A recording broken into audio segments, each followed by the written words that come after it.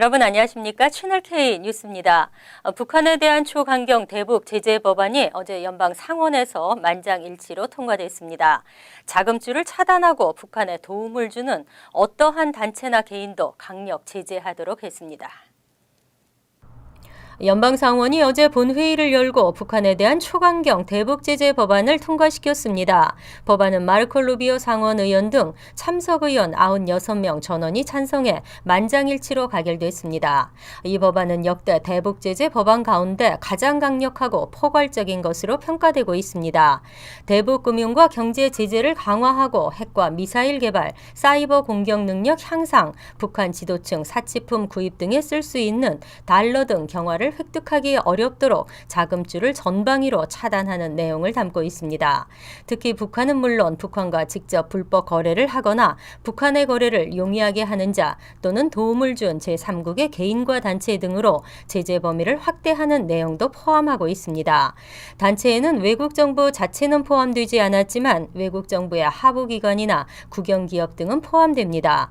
법안은 또 흑연을 비롯한 북한 광물이 핵개발 자금으로 사용되지 못하도록 광물 거래도 제한하고 사이버 공간에서 미국의 국가안보를 침해하거나 북한 인권 유린 행위에 가담한 개인과 단체들을 처벌할 수 있도록 하는 내용도 포함했습니다. 연방준비제도는 경기 회복에 자신감을 보이며 지난 연말 금리 인상을 단행한 바 있습니다. 하지만 미국 경제 성장이 지금처럼 부진할 경우에는 금리 인상 속도를 늦출 수 있다고 밝혀 추가 금리 인상 가능성은 낮아졌습니다. 제니 옐런 의장은 10일 열린 연방하원 금융서비스위원회 청문회에서 미국 국내 요인과 해외 요인 모두 미국 경제에 리스크가 되고 있다고 지적했습니다. 옐런 의장은 고용시장의 개선과 임금 상승이 꾸준히 이루어지고 있는 만큼 가계 소비 지출 증가와 물가 인상도 궁극적으로는 달성될 것이라며 점진적 금리 인상이라는 기존 입장을 밝혔습니다. 하지만 사전에 정해진 것은 없다며 경제 지표가 실망스러운 결과를 보여주면 금리 인상 속도를 늦출 수도 있다고 밝혔습니다. 옐런 의장은 특히 중국 위안화의 평가 절하와 중국 등 신흥시장의 경제 성장 둔화, 원화를 비롯한 원자재 공급 과잉과 가격 하락 등 해외 요인에 따른 불확실성 증가로 전 세계 금융시장이 혼란에 빠져 있다고 지적했습니다. 연초에 대부분의 경제학자들은 3월부터 시작해 올해 안으로 추가 금리 인상이 4차례 있을 것으로 전망했지만 의장의 이날 발언으로 사실상 3월 금리 인상은 힘들 것이라는 분석입니다. 올해 금리 인상은 6월부터 많아야 2차례 정도만 시행될 것이라는 전망이 나오고 있습니다. 46만 명의 개인 납세자 정보가 해킹 공격으로 유출된 것으로 알려졌습니다. 그리고 이 중 10만 명은 허위 세금 환급 신청이 실제 이뤄진 것으로 드러나 충격을 주고 있습니다. 10일 연방국세청은 올해 세금 보고에서 해킹 공격으로 유출된 46만 명의 개인정보로 허위 세금 환급을 신청한 시도가 있었다고 밝혔습니다. 그리고 이 가운데 약 10만 명의 세금 환급 신청은 실제 이루어졌다고 덧붙였습니다. IRS는 소셜 세큐리티 번호 등 정보가 유출된 해당 납세자들에게 이와 같은 사실을 통보했습니다. IRS는 이번에 가짜 세금 환급에 사용된 개인 납세자 정보가 모두 외부에서 유출됐다며 IRS를 통해 유출된 개인정보는 단 한 건도 없다고 강조했습니다. IRS는 해킹 당한 일부 납세자들의 개인정보는 사기 세금 환급을 받기 위해 악용될 수 있다면서 납세자 정보 유출에 주의할 것을 당부했습니다. 한때 대선의 잠룡으로 떠올랐던 뉴저지 크리스티 주지사가 대선 경선 포기를 선언했습니다. 이와 함께 칼리 피오리나 후보도 공화당 경선을 포기함으로써 공화당에는 모두 7명이 남게 됐습니다. 크리스 크리스티 선거본부 대변인은 크리스티 주지사가 경선 포기 의사를 전했다고 밝혔습니다. 9일 열린 뉴햄프셔 예비선거에서 7%의 지지율로 6위에 그치면서 경선을 포기하기로 결정한 것으로 분석됩니다. 크리스티 주지사는 지난해 6월 야심차게 대선 출마를 선언했지만 지지율은 계속 하위권에 머무르면서 고전을 면치 못했습니다. 지난 2012년 허리케인 샌디 피해 복구를 성공적으로 이뤄내는 등 강력한 리더십을 보였던 있었던 크리스티 주지사는 한때 공화당의 스타로 떠올랐습니다. 하지만 지난 2014년 터진 브리지게이트 스캔들 등 잇따른 악재를 극복하지 못했습니다. 한편 칼리 피오리나 전 휴렛 패커드 최고 경영자도 공화당 경선 포기를 공식 선언했습니다. 피오리나는 뉴햄프셔 예비선거에서 4%의 득표율로 하위권인 7위에 머무르자 결국 중도 사퇴 의사를 밝혔습니다. 이에 따라 공화당 대선 후보 경선에는 도널드 트럼프, 존 케이식, 테드 크루즈, 제프 부시, 마코 루비오, 짐 길모, 벤 카슨 등 7명만 남게 됐습니다. 방법의 차이는 있지만 뉴저지주 상하원 모두 최저임금 인상의 필요성에 공감하고 있습니다. 시간당 최저임금을 $15로 인상하는 계획이 급물살을 타고 있습니다. 10일 스티븐 스위니 상원 의장은 오는 2017년 주민투표를 실시해 주 헌법을 개정하는 방식으로 최저임금을 인상할 것이라며 매년 단계적으로 $1씩 최종적으로 $15까지 올리는 방안을 추진하겠다고 밝혔습니다. 상원에 상정되는 법안은 하원의 최저임금 인상과는 다소 차이가 있습니다. 빈센트 프리에토 하원 의장이 상정한 법안은 최저임금을 현행 $8.38에서 한 번에 $15로 올리도록 하고 있습니다. 임금 인상 시기는 다르지만 민주당이 다수인 상하원 모두 최저임금 인상의 필요성을 강하게 밝힌 만큼 주민투표를 통한 주 헌법 개정 시도는 현실화될 것으로 예상되고 있습니다. 주민투표는 주지사의 승인 없이 주의회에서 실시 여부를 확정할 수 있습니다. 공화당 소속인 크리스 크리스티 주지사가 반대를 하더라도 주의회 주도로 주 헌법 개정을 위한 주민투표가 실시될 수 있고 여기에 주민 절반 이상이 찬성할 경우 임금 인상은 충분히 가능하다는 분석입니다. 각종 이민 신청 서류 수수료가 알게 모르게 꾸준히 인상되고 있습니다. 현재 시민권 신청 수수료는 $680인데요. 뉴욕시 감사원장이 시민권 신청 수수료의 인하를 주장했습니다. 스콧 스트링어 감사원장은 보고서를 발표하고 시민권 신청 수수료가 1989년 $60에서 현재는 $680로 뛰었다며 시민권 신청 수수료 인하를 주장했습니다. 그동안 물가 상승률을 감안하더라도 50%나 차이가 나는 것이라고 지적하며 이민자들은 시민권 신청을 위해 수수료 외에도 영어 클래스와 이민 변호사 상담 등 이미 수백에서 수천 달러를 지출하고 있다고 덧붙였습니다.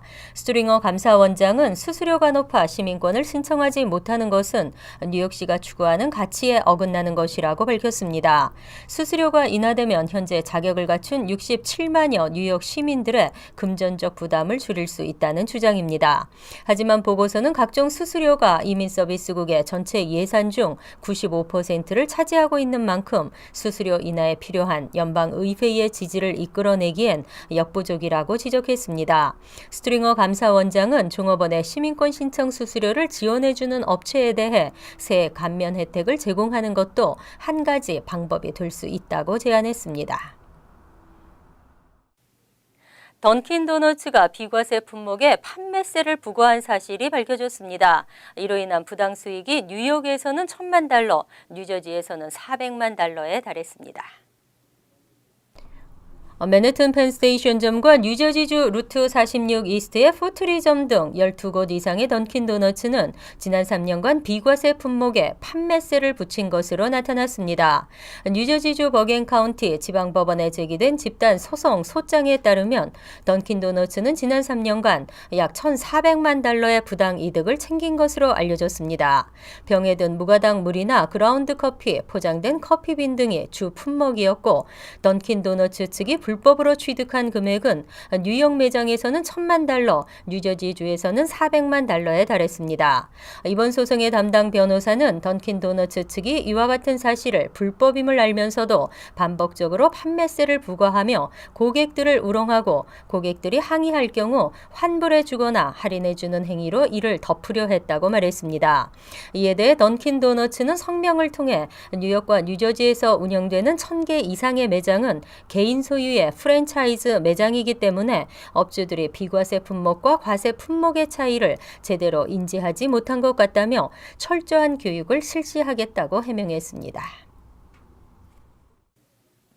한국인들은 미국에 살면서 때로 인종차별을 받는다고 생각하지만 인종차별을 한다고는 생각하지 않는데요.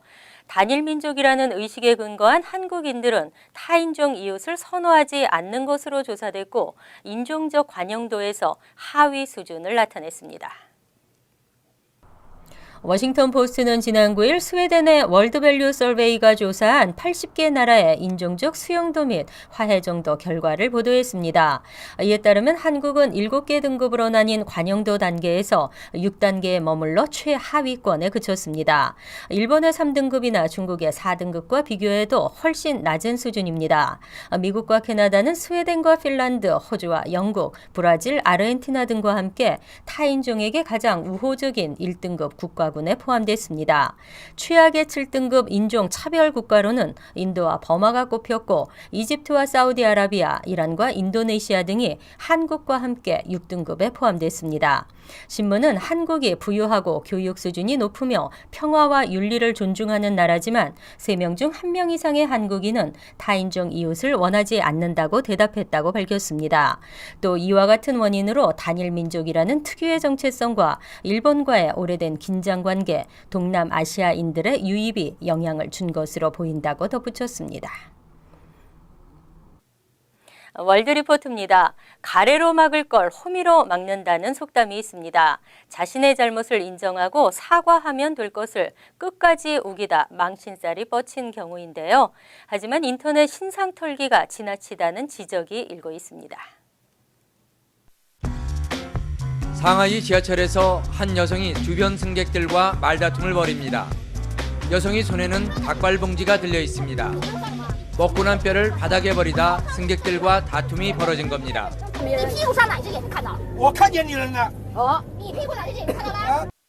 옆에 있던 한 남성이 휴대폰으로 동영상을 찍은 뒤 쓰레기를 주우면 삭제하겠다고 했지만 이 여성은 동의하지 않았습니다.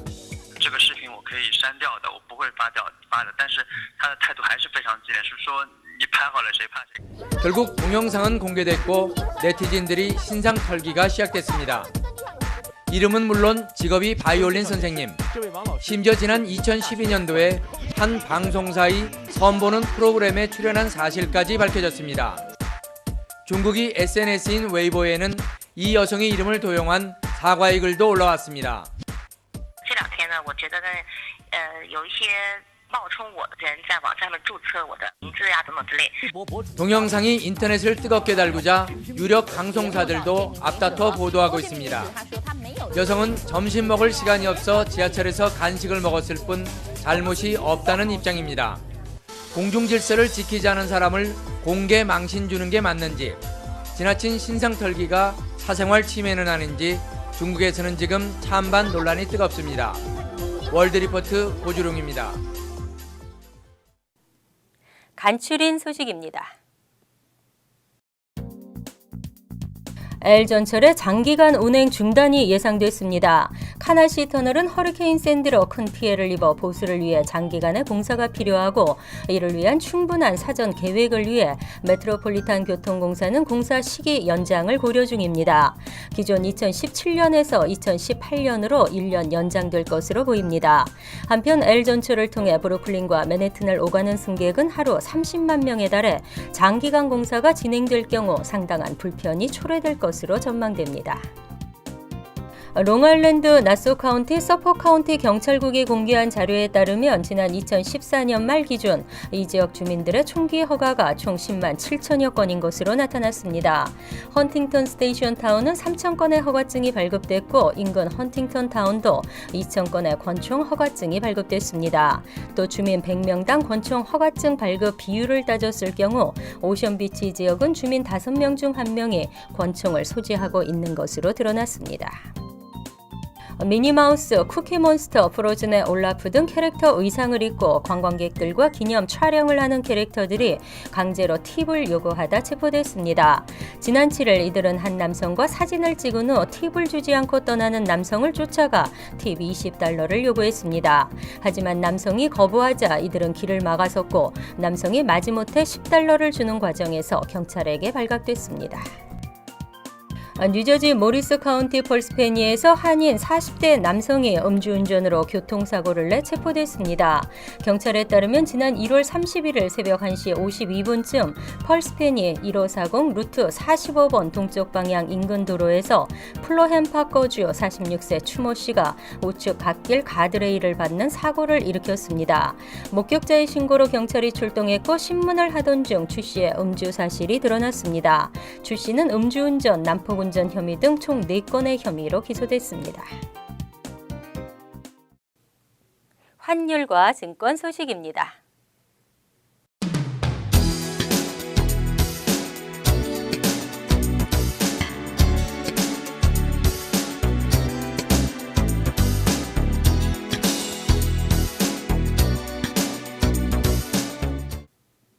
이어서 날씨입니다. 금요일은 간간히 흐린 날씨에 혹한이 계속되겠습니다. 낮 최고 기온은 28도, 섭씨 영하 2도, 밤 최저 기온은 20도, 섭씨 영하 7도로 예상됩니다. 토요일은 바람이 불면서 아주 춥겠고 흐린 날씨에 약간의 눈발이 날리겠습니다. 일요일은 대체로 맑겠지만 강추위가 이어지겠습니다. 월요일은 기온이 다소 올라가겠지만 흐린 날씨가 예상됩니다. 항상 여러분과 함께하는 채널 K 뉴스 여기서 마칩니다. 편안한 하루 되시기 바랍니다.